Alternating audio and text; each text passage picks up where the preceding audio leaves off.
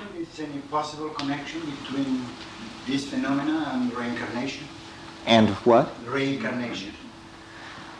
Well, we talked a little bit this morning about the relationship of these ideas to death, and how shamans claim that they're seeing into a world of souls. I don't know. I find it... The thing which really got me is the presence of these English-speaking entities in the trance. I mean, that I did not expect.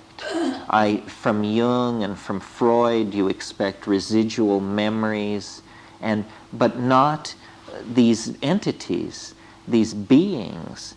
And then the question is, where are they? Who are they? Well, a conservative, the possibilities are fairly limited.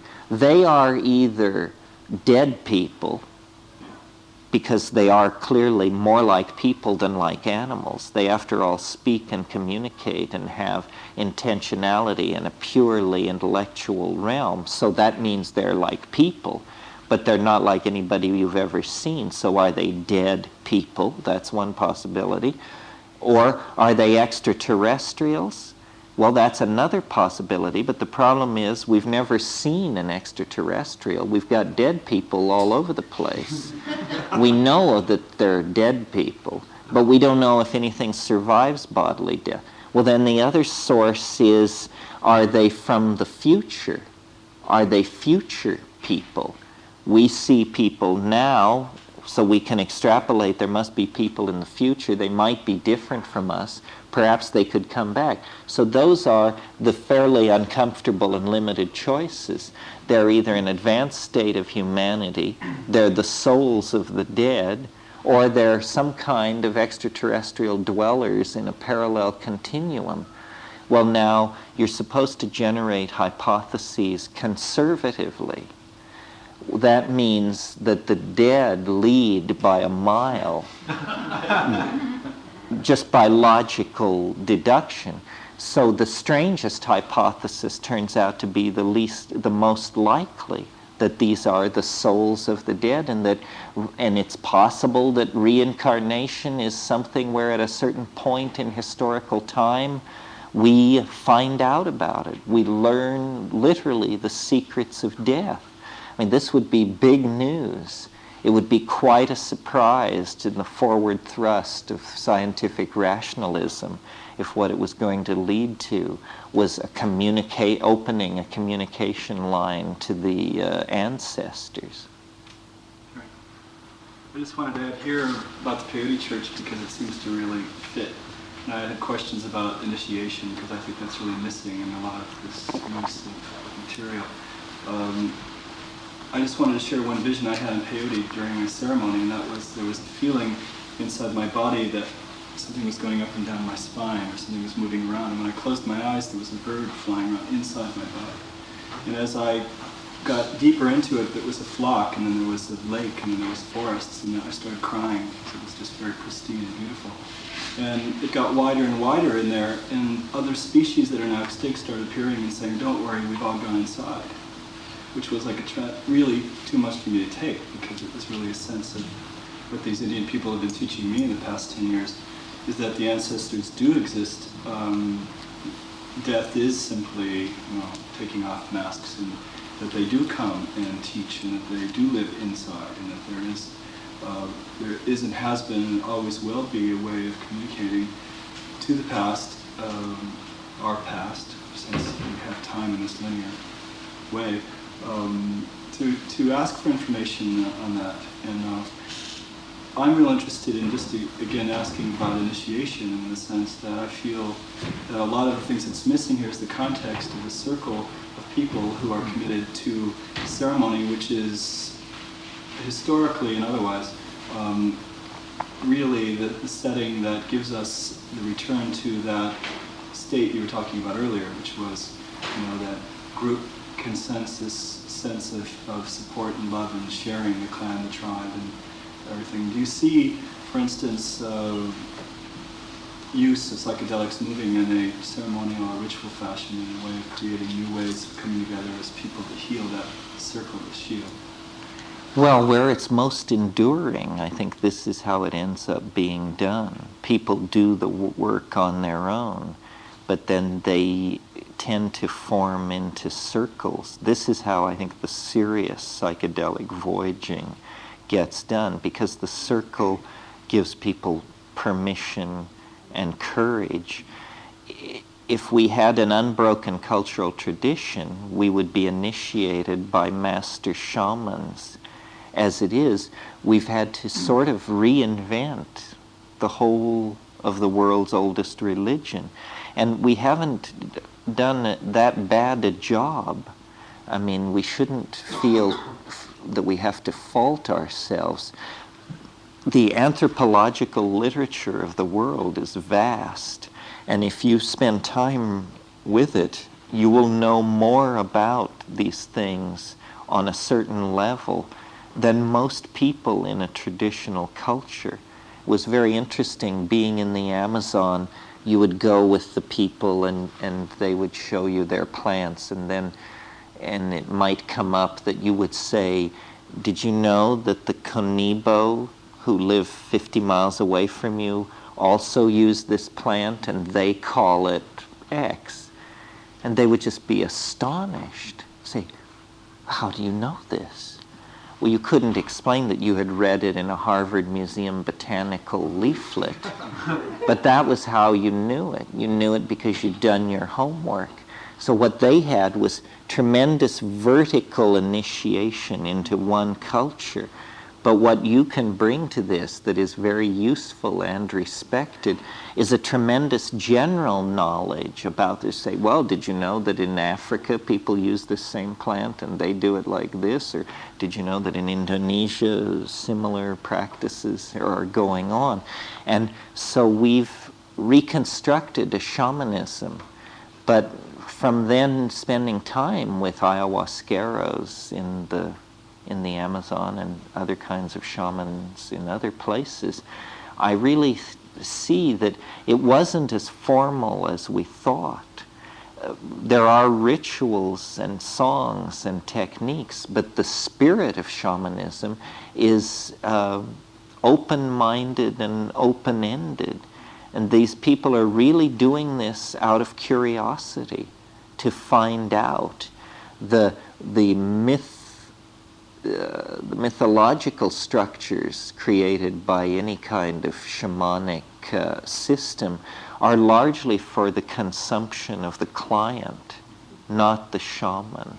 The shaman knows that this is all provisional. And what we found with the shamans in the Amazon was great curiosity, great willingness to try out novel concepts, to integrate weird ideas into their own cosmology, electromagnetism, viruses, computers. They loved all these things because they saw them as metaphors that they could integrate into their visions. The flying saucer is a metaphor like this, very strong in the ayahuasca mythology. Liz, did you want to say something? Terence, you said earlier today or yesterday, sometimes, see, that's what happens when we write things down. The domain in which we operate lies within our minds. And I'd like to know how that, I'm always confused about real and not real. All these realities you've been describing with little l's, et cetera, is that within your mind? And is the English, because that's the language you're most familiar with? Well, I think what I meant when I said the domains in which we operate are all within our minds is that inside culture, it's all whatever we say it is. In other words, other than that it's day and night, nature doesn't say much to us. We pursue our activities all inside a construct of culture that comes out of language. So that's what I meant when I said that it's all within the domain of our minds. I mean, it's all within the human world and potentially affected by the human mind. The problem of real and unreal, which is supposed to be a naive problem, is one I have too. I think that the real world is so strange that it's just almost too freakish to suppose. You know, I quote all the time J.B.S. Haldane, who said, "The world is not only stranger than we suppose, it's stranger than we can suppose." This is a tremendous liberation once you grab onto it. It's really true. I mean, how many of you know that? That it's really true that the world at any moment could come completely and utterly apart. And have you seen that happen? You know, that's really what I'm concerned to communicate, is the provisional nature of reality. It does have a certain momentum, and thank God for it, because, you know, who could stand it if it were always coming unglued? But on the other hand, you know, if you're an edge runner, if you keep poking, there are these things you can do, and then it just springs to pieces. And I don't say it's all lies. It doesn't seem to operate in the domain of truth and lies. It's just that this is all just such a limited slice to what's possible. That was very liberating for me to find out. I remember the first time I smoked DMT, and when I came down, they practically had to hog-tie me. And all I could say was, I can't believe it. I cannot believe it. And I couldn't. I still can't. I mean, the whole impetus for my career is to convince myself that somebody else has seen the same thing and that they can't believe it either. Because, you know, it's so weird that it always floats to the top. It always calms down and turns back into this, you know, rooms full of people sitting, listening. But beneath that is just this really unspeakably bizarre thing. Not as we're told it should be. Not, in fact, as we're told it isn't. The one thing they tell you it isn't, it is. It is. It is made of magic.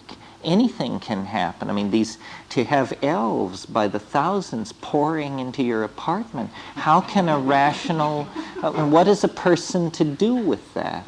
You know, because it's that what happens is that in a single moment, in the privacy of your own reality, it's revealed to you that all of history is a mistake, a delusion, a horrible misunderstanding, but you're given no evidence.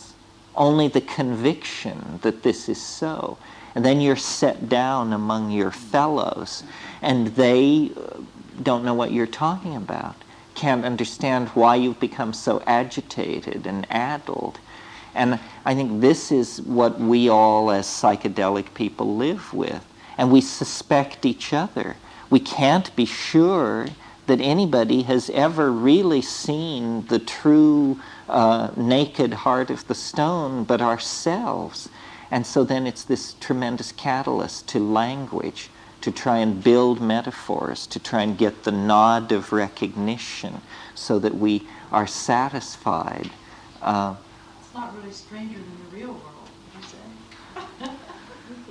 It is the real world. I mean, in the so-called real world. I mean, that's... Well, it's more brightly colored. It's a different kind. It's moving faster. I mean, yeah.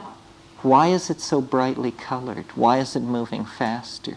I mean, what I've noticed in my DMT experiences, and when I realized this, it was with a certain amount of horror, was you break into this space. It's dome-like, it's warm, it's diffusely lit. There are all these self-transforming machine elves and their toys, which also are singing and condensing and making objects and so forth and so on. The whole thing is like triggers just wonder, cascades of wonder. But then I realized after seeing this several times and trying to pay attention and hold my mind steady, that this is someone's idea of a reassuring environment for human beings. It is, in fact, literally a playpen of some sort. Well, that means that I'm not seeing who's ever on the other side. I am emerging into an artificial construct of some sort, entirely their creation. Well, then it just begins to lift this veil, and there's this howling begins, and you just begin to fall forward into it, and you realize, it is the Sephiroth and the Shekinah. It is the howling between the worlds, but it is approached through an infinite number of veils that reassure, coddle, control, confine. But you can move toward it as fast as you dare. But it is entirely transforming and entirely real. It was a great realization for me to understand that there was no limit to how far you could go, that we all make a certain choice. Once you discover psychedelics, always before that, spiritual progress is, grunt work. Suddenly, you're standing on ice cubes in terms of spiritual progress and how you make it. How do you control it? And the answer is most people go a certain distance and then give up, get off, stand there and talk about it. But there's nothing holding any of us back from becoming unrecognizable, not only to our friends and loved ones, but to ourselves. The stories told of the Taoist guy up on Cold Mountain, and he's been up there 25 years, and occasionally people see him, and yes, he's still alive. Well, any one of us could become that person, could march off into a dimension of magical narcissism so alien to the concerns of other people that we would have to go and live up on the crags and in the mist and eat bird nests or whatever they do up there, Well, so then that puts a whole different light on the spiritual quest, because it means that we're holding it back rather than lashing it forward to ever greater exertion. And I think that's the proper attitude, because the depth of spirit is infinite. And in its benevolence toward suffering humanity, it has made itself available in infinite amounts. So then it's for us to somehow come to terms with this. It's like having a living religion. It is having a living religion because it's having an infinite source of gnosis, of understanding available. Somebody, yes? Wilbur has recently written about meditation as a preview for death. And he says that it conditions you to enter the bardo so you won't shy away from them and be able to go into it fully. Do you see any role of meditation as a preparation for psychedelics, or would you just talk about meditation and your opinion of it in general? Well, it teaches you to sit still, which is a precondition for psychedelics. I mean, keeping still is one of the hexagrams of the I Ching. People often ask the question you asked, or in slightly different forms. They say, well, isn't there another way to get there? Is it so narrow? Is it so specific to these plants?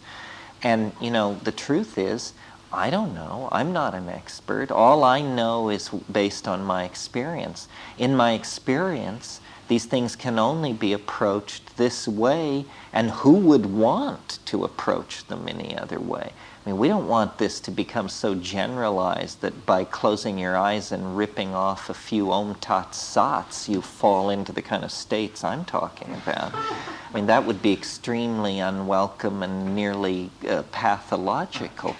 I don't understand this problem with how you achieve it. To my mind, obviously you can't do it by yourself.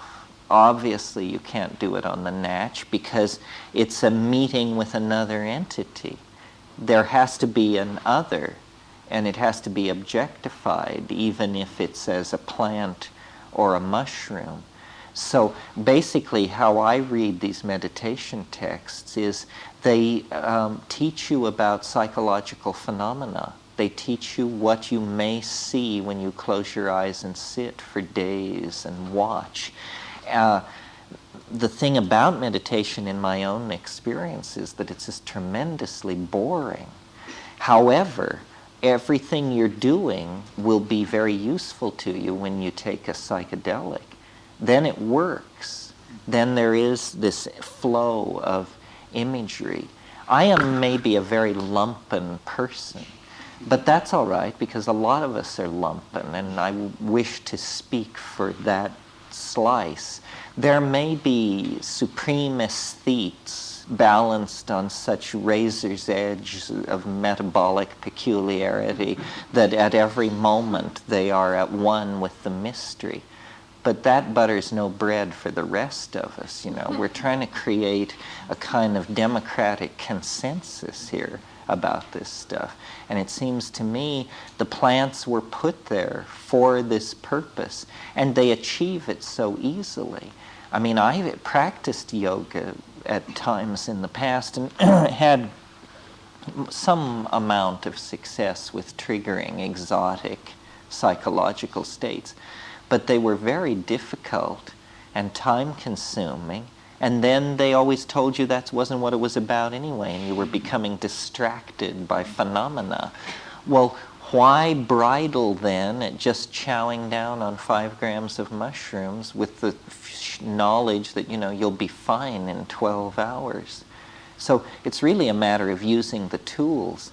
There are all kinds of altered states, weird states, states of sexual abstinence and states of various kinds of agitation and this and that.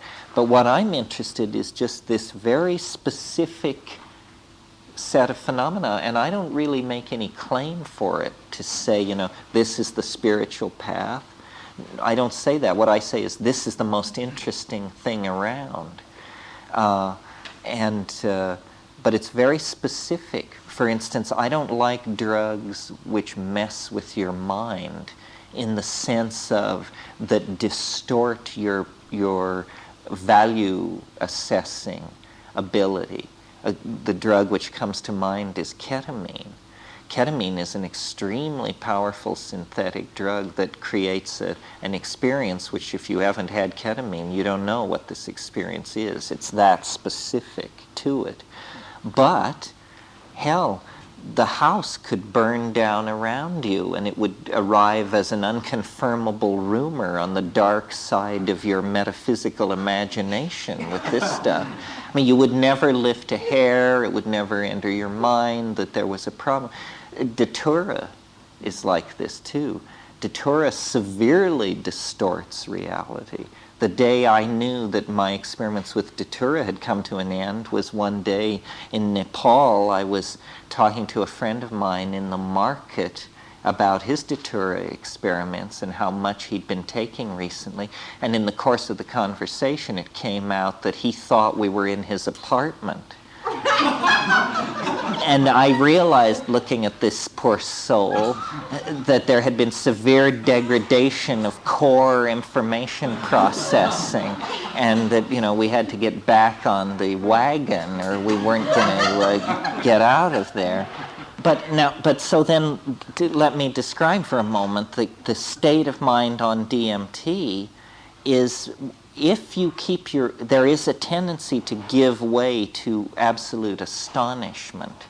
But if you can hold that back and pay very close attention to what's going on, you will discover that it didn't do anything to you.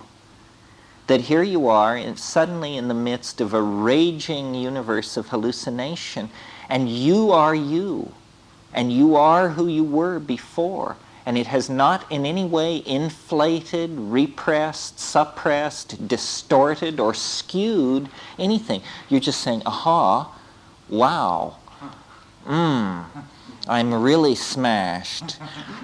The input is reaching overload, but there must be this core observer who's never overwhelmed, and this persists with most of the tryptamines. Now, sometimes it is overwhelmed, But when it's overwhelmed, it's the last thing to be overwhelmed and the first thing to pop back into existence at the end of the period of overwhelmment.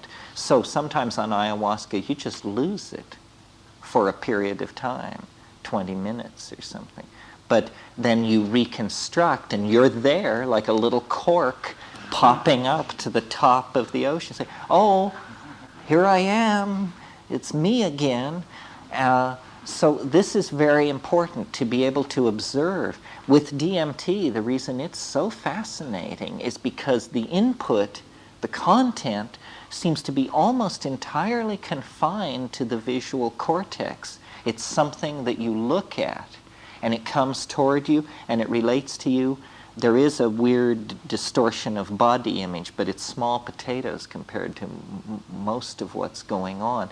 And you can maintain this I-thou relationship. So, my tastes may be narrower than some people. Some people just like to get, fucked up.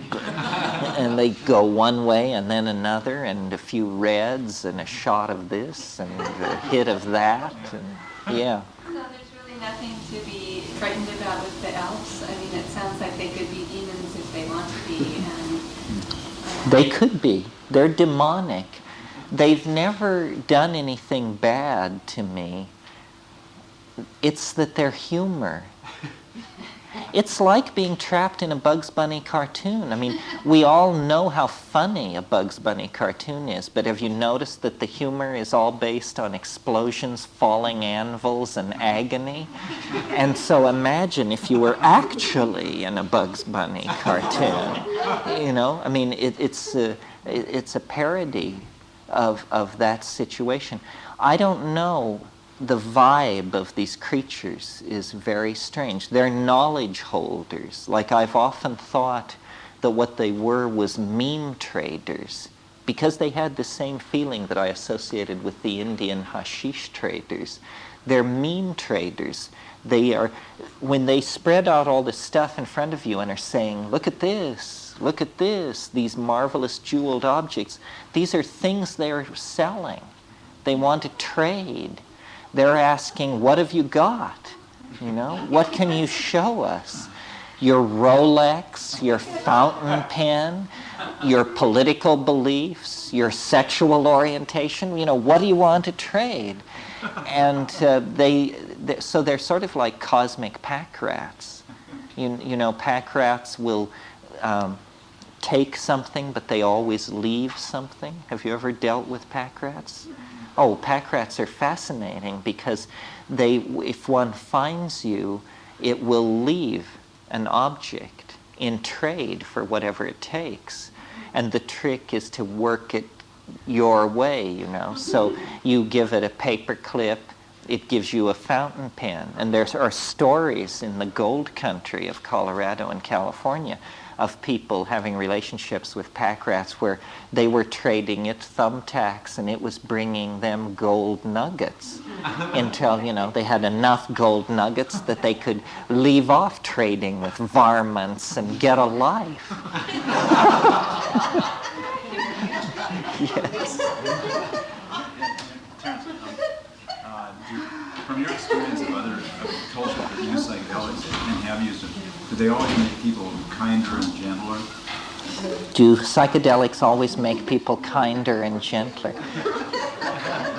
Do they make us kinder and gentler? Well, that's an interesting question. I mean, as I get older, I ask it slightly differently of myself. I ask the question, if this stuff is so great, what is so great about us that we're any different from anybody else? Or are we just like holy rollers and Rolfers and Taoists and Hasidic Jews and everybody else who thinks they've found the final answer? What is so great about it? The answer to your question is, I don't think so. I think of the Yanomami culture. Certainly from the exterior, this looks like a fairly brutal culture. The men, it's the only culture where DMT is a regularly abused drug. And the men blasted up each other's nostrils with these hollow tubes. And then the name of the game is two guys square off, and you plant your feet flat on the ground, and the guy who goes first hits the other guy as hard as he can with the flat of his palm in the chest. And the game is to knock the person over. So you absorb this blow, and then it's your turn. And you get up, and you do it. And these two guys, totally loaded, saliva flying to the four winds, will stand and do this till somebody is knocked off their pins. Well, so then you ask them, what's going on here?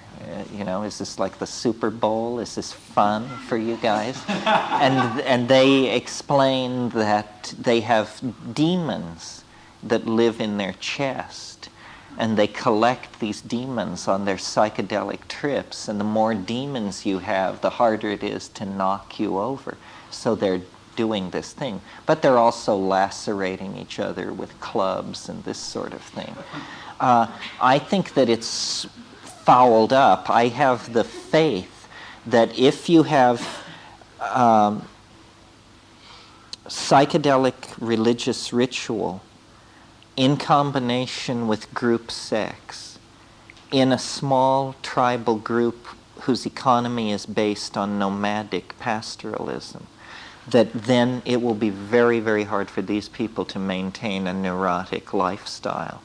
But that if you interfere with any of this, then you'll get anxiety. And so you have psychedelic cultures, but the Yanomamo, this is a culture of male dominance and sexual anxiety and, a lot of tweaked stuff.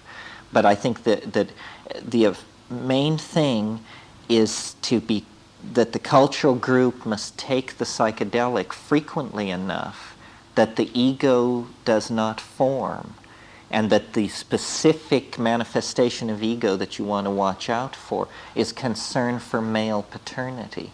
That once it's gone that far, it's lost.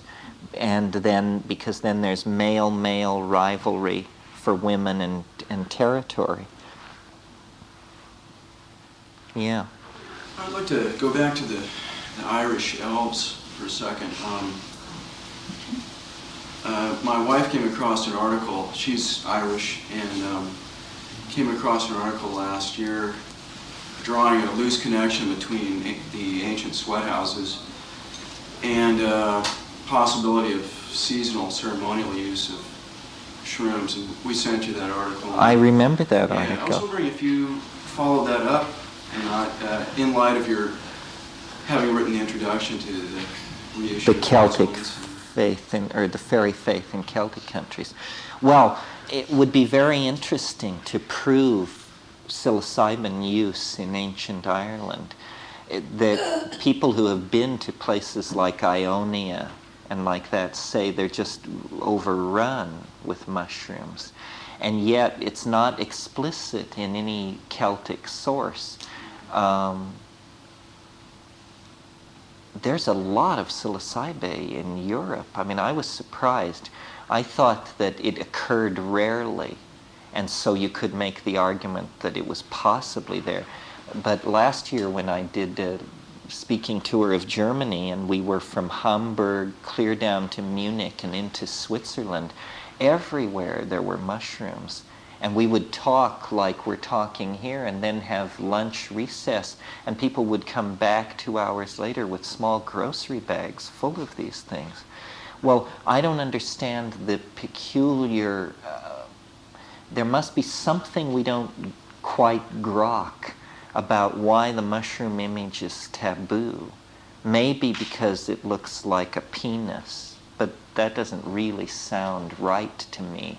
But why is it so rarely portrayed in all these areas where it must have been used? For instance, in the northwest coast of Oregon and Washington, there are something like 22 indigenous species of psilocybe, no anthropological record of mushroom use by the Northwest Coast Indians, who were clearly paying attention. I mean, when you look at their carving and painting, they were paying attention. Where is the record of the mushroom use? In ancient Ireland, this, and throughout the Celtic area into Germany and Bohemia, no visible use of mushrooms. In the culture of old Europe that Maria Gimbutas talks about, again, a prohibition of the image. So this is puzzling, not easy to understand. I would like to believe that in Africa, 15,000 years ago, the primary religion of humanity was goddess-worshipping pastoralism based on sacramental use of mushrooms. But again, the physical evidence is just a few petroglyphs, drawings on stone, and it isn't a strongly proven case, so it's not well understood. It's hard to believe that the Irish weren't mixed up in this somehow. I mean, it seems so basic to the Irish soul. Yeah. How many grams of mushrooms do you recommend taking? 5 dried grams. And you should weigh it. You should invest in a little scale and weigh it, because people eyeball it and they inevitably choose much less than is the correct amount. And if you're taking fresh mushrooms, you should take like 60 grams, because it dries down by a factor of more than 9 to 1. You're referring to cubensis? Cubensis. We're always talking about Stropharia cubensis because that's the one people cultivate. Some of the wild ones are stronger, can be taken in smaller amounts. But I think it's good to take Stropharia cubensis because then you know what you're getting, because it's, some of these small psilocybes look physically very much like Galerina species that have irreversible liver-destructive toxins in them. So if you eat a Galerina, you'll have a very bad experience, or maybe a very good experience, but none of us will ever know. Speaking of mushrooms, how about the Amanita muscaria? I've heard pro and con on that. Well, this is a very controversial mushroom that occurs worldwide. You all know this mushroom, the red one with the white dots on top of it, the toadstool of European mythology. It's used in Siberia and places like that as an intoxicant, and Gordon Wasson thought that it was the basis of soma, but it now looks like it probably isn't the basis of soma, and that it's very variable, seasonally variable, geographically variable, genetically variable. So you never know what you're going to get. It's very hard to obtain a reliable, desirable intoxication from that mushroom. It's another one of these. There are a lot of these things that are sickening and distorting, and that after you've gone through a night with them, you feel reborn because you're so damn glad you lived through it. But they're not really psychedelic, Any other I questions? say something before about this idea about the dead ancestors. Oh yeah, what about I saw an ad recently in some New Age magazine that stated just because they're dead doesn't mean they're smart. And it actually had an IQ test that you can give.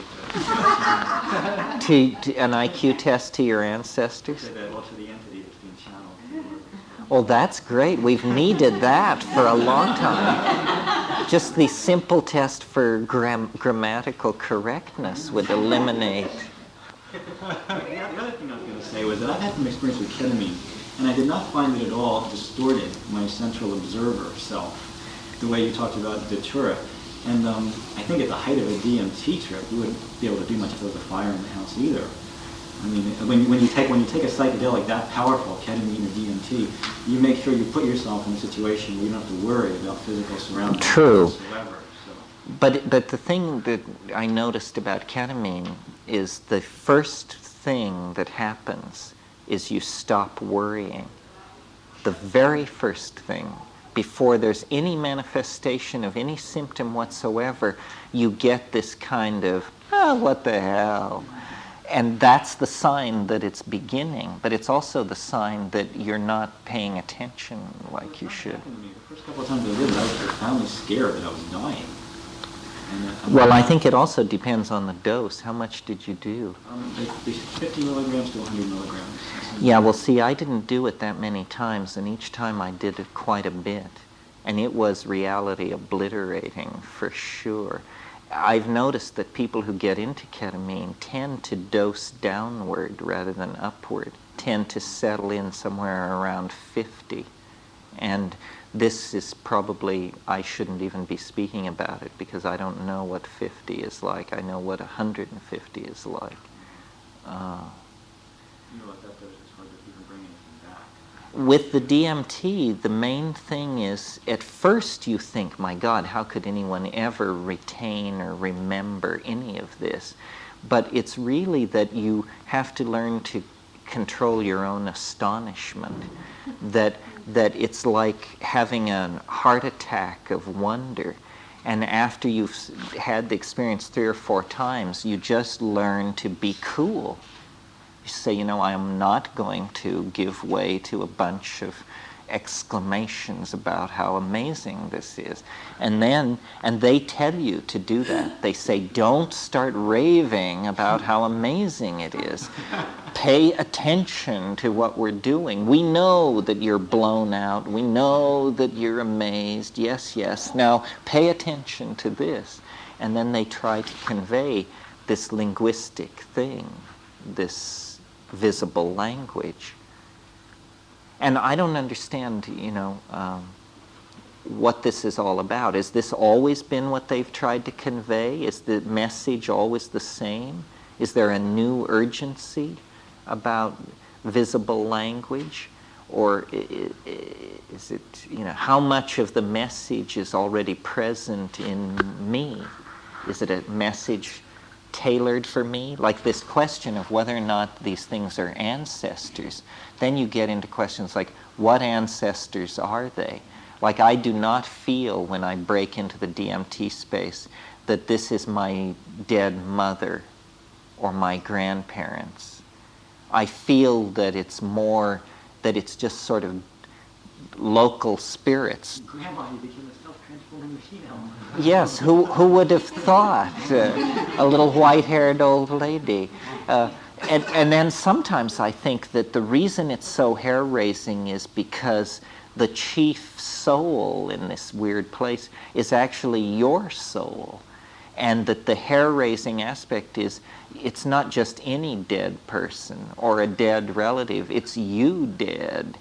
And that's the one thing that causes the whole thing to shimmy and fall apart and go into a tailspin of cognitive dissonance.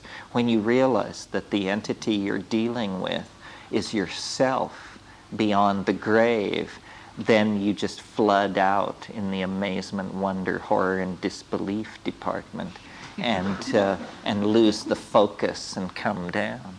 Back here. I'm going to double check with you on that 5 gram. I mean, is that still that everyone's for sure to get off? There's different weights, there's different genders. I mean, I've Yes. known some very Small women people. Who 5 seems like a lot. Well, 5 grams is what I think would destroy most of the resistances of a 145-pound person. A person who weighed 90 pounds could take far less, but a person who weighed 90 pounds who took 5 grams should be in no physical danger. You can play with it, but at higher doses it gets stranger and stranger and stranger and stranger. I mean, anything above 8, you're definitely a pioneer as far as I'm concerned. But it's a good point.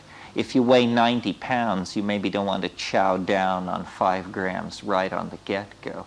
But the key is to do more rather than less, because otherwise you can miss the point, Could you say something about that? Because I know I've had numerous trips on different substances where I felt like I took too little and it was almost more horrifying than if I just knocked myself over.